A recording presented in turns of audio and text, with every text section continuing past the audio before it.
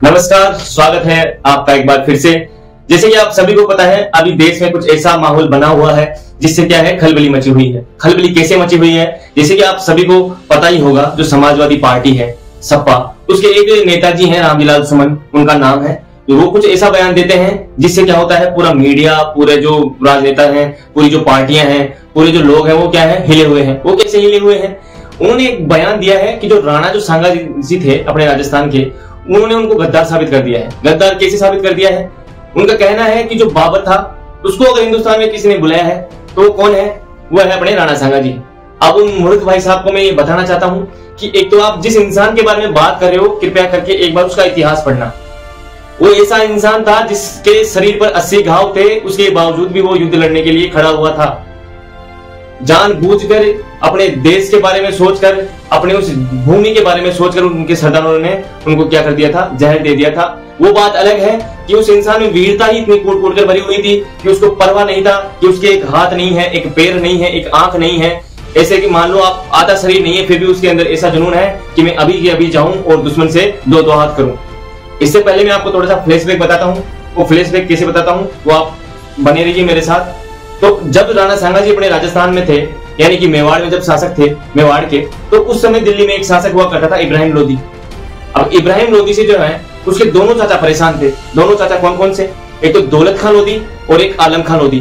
दोनों क्या करना चाह रहे हैं? दोनों ही शासक बनना चाह रहे हैं। किसको हटाकर? इब्राहिम लोदी को हटाकर। तो उस समय, उसी समय के कार्यकाल को हम देखते हैं कि उज्बेकिस्तान में एक बाबर नाम का व्यक्ति है।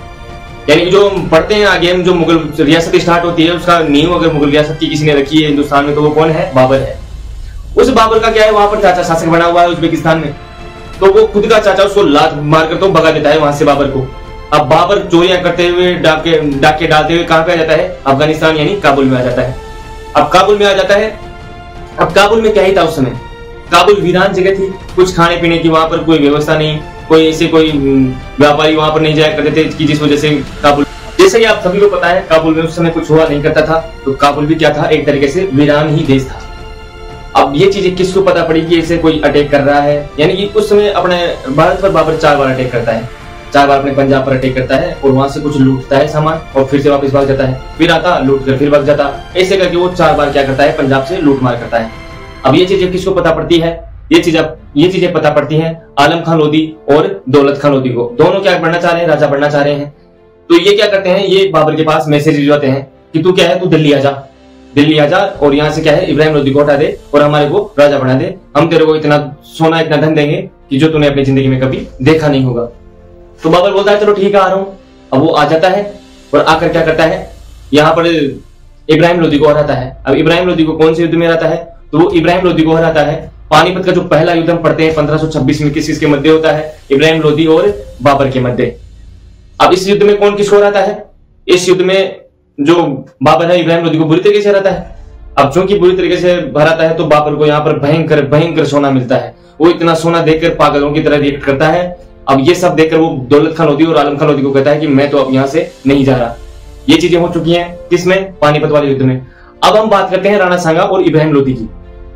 अब जो हम देखते हैं सन 1517 में कि जो खातोली का युद्ध है, खातोली का युद्ध किस किस के मध्य होता है? वो होता है इब्राहिम लोदी और राणा सांगा के मध्य। इब्राहिम लोदी क्या करना चाह रहा है? इब्राहिम लोदी राजस्थान पर अधिकार करना चाह रहा है, तो जिस वजह से वो क्या करता है, यहाँ पर अटैक करता है। कब करता है? सन 1517 में। कहां पर अटैक करता है? वो अटैक करता है अपने खातोली पर। यानी कि जो खातोली का युद्ध होता है वो किस किस के मध्य होता है? राणा सांगा और इब्राहिम लोदी के बीच में। तो अपने राणा सांगा जी क्या है, यहाँ पर इब्राहिम लोदी को अच्छी तरीके से पीटते हैं और यहाँ से भगा देते हैं। तो यहाँ पर हार का सामना किसको करना पड़ रहा है? इब्राहिम लोदी को।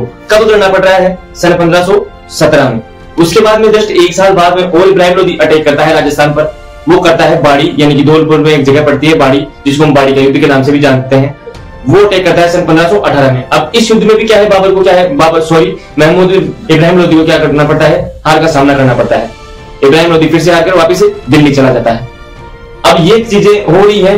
अब फिर उसके बाद में क्या है, बाबर आता है, पानीपत का पतन युद्ध होता है।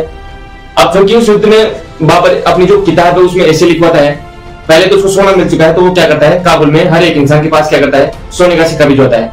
साथ ही वो अपने बाबरनामा में यह भी लिखवाता है कि वह अब क्या है, हमें काबुल की गरीबी नहीं चाहिए। और साथ में वो ये भी लिखवाता है कि मैं जो ये भारत पर यानी कि जो अटैक कर रहा हूँ यानी कि इब्राहिम लोधी के खिलाफ जो युद्ध लड़ रहा हूँ, ये मैं अपनी मर्जी से नहीं लड़ रहा हूँ।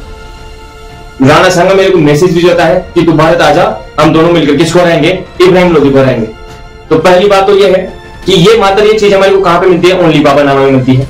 अगर ये चीज होती तो कोई राजस्थानी इतिहासकार तो छोड़ो, कोई मुस्लिम इतिहासकार तो ये चीज लिखता। इतनी बड़ी चीज हो रही है तो कोई मुस्लिम इतिहासकार तो इस चीज को लिख ही सकता था।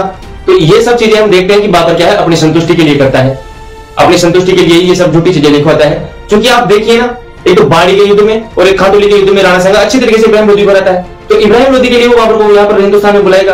तो ऐसी चीजें आप बोलने से पहले सोचिए कि कौन किसको बुलाता है। बाबर मात्र अपनी संतुष्टि के लिए बाबरनामा में ये सब लिखवाता है। ये सब फालतू की अफवाहें हैं। बाबरनामे वो अच्छी तरीके से लिखवाता है कि राणा ने मेरे को धोखा दिया है, लेकिन आप सभी को पता है, हम बाकायदा इतिहास पढ़ते हैं 17-18 में कौन किसको हराता है, इब्राहिम लोधी को। और वो बुलाएगा तो बाबर को भी बुलाएगा। यहाँ पर उसके समकालीन कई ऐसी रियासतें थी जिसमें बहुत मजबूत राजा रहे, जैसे अपने मारवाड़ हो गया, बीकानेर हो गया, ऐसी रियासतें थी इनमें अच्छे राजा होते थे, वो उनको बुलाता। उसके बाद में देखते हैं जो खानवा का युद्ध होता है, तो खानवा के युद्ध में पाती पर्वन व्यवस्था चलवाते हैं अपने सांगा जी। उस सांगा में वो राजस्थान की जितनी भी रियासतें हैं उनमें से अच्छे राजाओं को, अच्छे सेनापतियों को बुलाते हैं। किसी के खिलाफ बुलाते हैं, बाबर के खिलाफ बुलाते हैं। हालांकि हम वो युद्ध हार जाते हैं, लेकिन ये सब चीजें क्या है, अफवाहें फैलाई जा रही है कि राणा सांगा जी गद्दार थे, ये थे। तो मैं रामजीलाल जी से ये कहना चाहता हूँ कि एक बार पहले इतिहास पढ़िए, उसके बाद में बोलिए। ये राजस्थान है, इस राजस्थान में ऐसे ऐसे वीर हुए हैं जिन्होंने यहाँ पर जल की कमी को अपने खून के दामों से कम कर दिया है। यानी कि यहाँ पर ऐसे बताया जाता है कि राजस्थान में पानी की कमी है, जल की कमी है। तो मैं आपको बताना चाहता हूँ, यहाँ के वीरों ने अपने रक्त से इस भूमि को सींचा है। तो यहाँ के वीरों के बारे में कुछ कहने से पहले 100 बार सोच लीजिए बता सके। जब तक हम थे, हमने भारत पर किसी भी विदेशी आक्रमणकारी को यहाँ पर हिंदुस्तान में घुसने नहीं दिया। ऐसे वीर योद्धाओं के बारे में आप भला ऐसी चीजें कैसे बोल सकते? हमारे राजस्थान में तो राणा सांगा जी के बारे में कई सारे दोहे भी हमारे को ऐसे मिलते हैं कि जो हमारे सुनते ही हमारी रूह क्या है, खड़ी हो जाती है। जैसे कि मैं आपको कुछ पंक्तियां बोलकर बताता हूँ कि राणा सांगा वो वीर था, छुपता हुआ अरी को ऐसा तीर था, कांपते थे सारे थर-थर, साहस इतना जो था राणा में भर-भर। 3 देशों की सेना से लड़ पड़ा था, सांगा रण बीच खड़ा था, तन पर थे 80 घाव, उखड़ गया एक हाथ, लड़खड़ाए थे पांव। अड़िग रहा सांगा सा ना कोई वीर रहा, लेकिन भाग्य को कुछ और सूझा था। हुई रणभूमि मूर्छित समय अबूझा था, इसलिए सामंत ले उनको गया उड़ाकर। पहना चोगा सांगा का रूप हटाकर, भय इतना था शत्रु के हृदय में, दिया जहर तब पर्दे में। अगर आज सांगा जिंदा होता, अखंड हिंदू राष्ट्र का परिंदा होता। जय हिंद, जय भारत।